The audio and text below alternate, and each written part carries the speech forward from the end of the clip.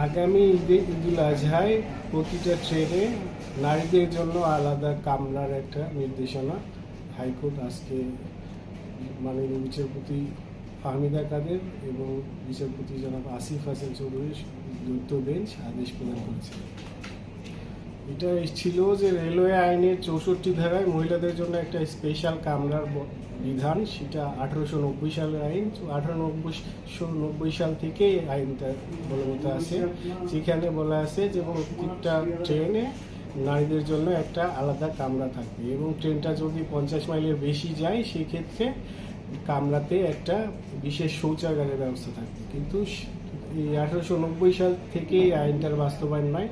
আমরা 2021 সালে যখন দেখলাম যে মহিলাদের যে আলাদা কামরা নাই আইনে আছে, এটার বাস্তবায়ন নাই, তো এটার বাস্তবায়ন কেন করা হবে না এটা চ্যালেঞ্জ করে আমরা একটা রিট পিটিশন ফাইল করি।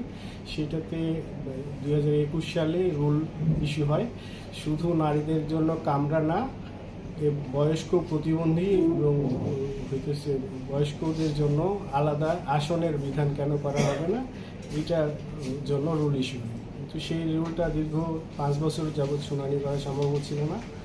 আজকে আমরা গত ঈদে দেখলাম যে কোনো আলাদা নারীদের জন্য আলাদা কামরা নাই, যে কারণে নারীরা ট্রেনের ছাদে উঠতেছে এবং তাদেরকে নামানোর জন্য তাদের ভাই হাজবেন্ড পিঠে করে নামাইতেছে। তো সেইটা খুবই হৃদয় বিদারক দৃশ্য। তো আমরা উপলব্ধি করলাম যে যেহেতু একটা বিধান আছেই নারীদের জন্য আলাদা কামরা, সেটা বাস্তবায়ন নাই, তো এই যাতে বাস্তবায়ন হয় সেই জন্য আমরা একটা অ্যাপ্লিকেশন ফাইল করেছিলাম। আজকে সেই অ্যাপ্লিকেশনের উপরে শুনানি হয়। শুনানি অন্তে মাননীয় আদালত আদেশ প্রদান করে যে সামনে আপকামিং ঈদুল আজহাতে নারীদের জন্য ট্রেনে আলাদা একটা কামরার ব্যবস্থা করতে রেল কর্তৃপক্ষকে নির্দেশ প্রদান করে।